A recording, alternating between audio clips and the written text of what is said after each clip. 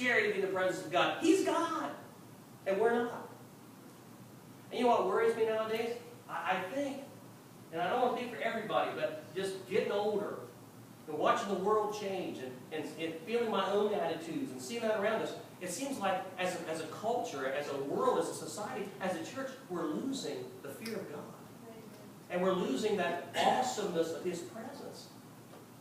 And you can see it in lots of ways, and I don't want to get out and pick on things, but for example, I'm getting old enough to recognize, even when I was younger, there was a fear of God. People, believed in God, and they knew there was a consequences for their behavior, and they might go ahead and do it, but they knew that they're going to pay one of these. I'm not sure people even think about that anymore. It's not just that they're afraid of getting caught by the police. They're not afraid of anything. And it's not only that they go out and sin, let's say, they sin with impunity. They don't care if anybody knows it or anybody sees it, and they don't seem to feel like there's any responsibility or that they're going to have to pay. It used to be we still believed in heaven and hell. Now we don't preach about it, we don't teach about it. Preachers are afraid of offending people or something, I don't know. And so people aren't even afraid of what their consequences are going to bring. There's no fear of God. But you've got to remember this. He is a loving Father. Alice and I were talking about that in the car yesterday. And we are to come to Him boldly. But at the same time, He's holy, and He's just, and He's righteous, and He hates sin. And He's the same one that said the soul that sins is going to die. Again, I know fear of God can only get anybody so far. It's not going to make a relationship based on fear. Heard a kind of funny story about a guy that went to a revival out in a country church. And after it was over, he was walking home, because he only lived about a mile from the church, but he had to cut through his neighbor's field. And he went to the altar, and the preacher preached a terrible, fiery sermon on hell. It scared, the dickens out of this guy, and he went to the altar. So he was walking home, and he's crossing the neighbor's field, but he didn't realize that the neighbor let the bull out. He got about halfway across that field, and he heard the plum, plum, plum, plum, plum, looking at that big old horn, and that bull chased him. He took off, running like a crazy person. Just before he got to the fence, the bull caught him, hooked him, and flung him right over the fence, and he landed in a ditch, and he rolled over, and he was just cussing a blue streak. Well, it just so happened the visiting preacher was driving by right as that happened. He got out of the car, and he heard his new convert just cussing up a storm. He went over and said, "What in the world are you saying? Don't you know you've got religion tonight?" And the guy said, "Well, yeah, preacher, you scared religion, and that bull scared it back out." So I know fear can only get us so far, but it should be there. And not only that, as I said, the term itself really is not so much fear as awe. Awe in the presence of God. I don't know that we feel that so much anymore.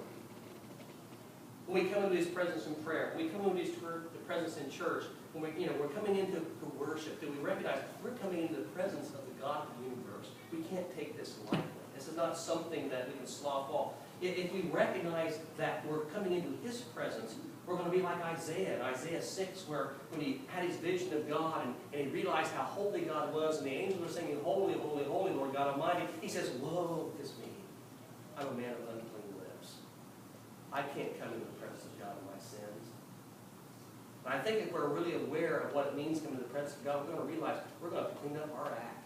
We're going to let God do what He needs to do in our lives, or we're never going to be what we're supposed to be, because we can't come into the presence of holy God the way that we are. Now, there's a final response I want you to notice here in this passage as we close. When he realized God was in place, Jacob stopped trying to run his own life and turned it over to God and made Him Lord and Master. You say, well, where do you see that? Well, look back down here in verse 20 and 21. Jacob said, made this vow: "If God will indeed be with me and protect me on this journey, He'll provide me with food and clothing. If I return safely to my father's home, the Lord will certainly be my God. This memorial pillar I've set up will become a place for worshiping God, and I'll present to God a tenth of everything He gives me." This is Jacob's vow. And at this point, you're seeing a change in Jacob. Where Jacob stops depending on himself and he starts depending upon God. And he stops scheming and conniving and decides he wants instead to make God Lord of his life. Now, Kenny might say, well, wait a minute, it sounds to me like he's trying to make a bargain with God. Pastor Weeder, didn't you notice there he said, if God will do this, and if God will do this, then He will certainly be my God. It sounds to me like he's just trying to bargain with God, and if God, if He'll do this, and I'll do that, So that doesn't sound like that is like a real commitment to me. That is like a real change of life. But wait a minute. I get what you're saying. But I don't really think he's bargaining here. And here's the reason why. First of all, God had already made these promises, didn't he? He didn't have to say anything. God said, I'm going to give you this land, I'm going to give you this posterity. All Jacob had to do is say, good deal. I take it. Whatever you want to give, pour it out. He didn't say that. In fact, notice this. God said, I'm going to give you all this land, and I'll make your descendants like the sand of the seashore. Now, Jacob doesn't come back and say, all right, God, if you do that, if you do give me all this land like you promised, and if you make my descendants like the sand of the seashore, then I will serve you. Did he say that? No. He said, God, if you just give me food to eat, if you just put clothes on my back, if you just keep me safe, if you just take me home, I'll serve you. That didn't sound like much of a bargain. For a Jew, supposedly, we always hear about these Jews and how they're businessmen. He's not a very good businessman because he's just given all those great things back to God. Said, no, basically, you don't have to do all that stuff for me. Just take care of me. Just be my God, and I'll serve you. You don't have to give me all those wonderful things you promised. I'll still serve you. I wish more people had that attitude. A lot of people, when they do come to God, it's because they want something. Oh, God, I'm in trouble. Get me out of it. God, I'm in jail. God, I'm in the hospital. God, we got this crisis. Or, I'm giving you $10, God, but you got to give me back 100. That's not what he says. He says, God, just take care of me. Be my God. That's enough. And if you'll do that, here's what I'll do. I'll set a memorial. A place to honor you. To honor and remember the place where I met you. This will always be, you know what? That was always going to be a special place to Jacob, wasn't it? The place he met God. Where did you meet God? Where did you really encounter him? Where did he really change you? Is that special? Do we treat it as special? Do we honor it? And he goes on and says something else that, kind of steps on our toes sometimes. He said, I'll tell you what else I'll do. I said, I'm even going to give you a tithe. I realized, that's, when God affects us, it affects our finances too. That's a pretty typical statement. But understand, Jacob was a conniving schemer. He was a greedy booger. He stole his brother's birthright and blessing because he wanted all the power and all the money and all the flocks, and he wanted it all. He says, God, I want to give it back to you. There's a change of heart there that takes place. Is this Bethel, our house of God? Well, I think so. But I want you to remember, if it truly is the house of God, it means certain things. It means God's going to be here.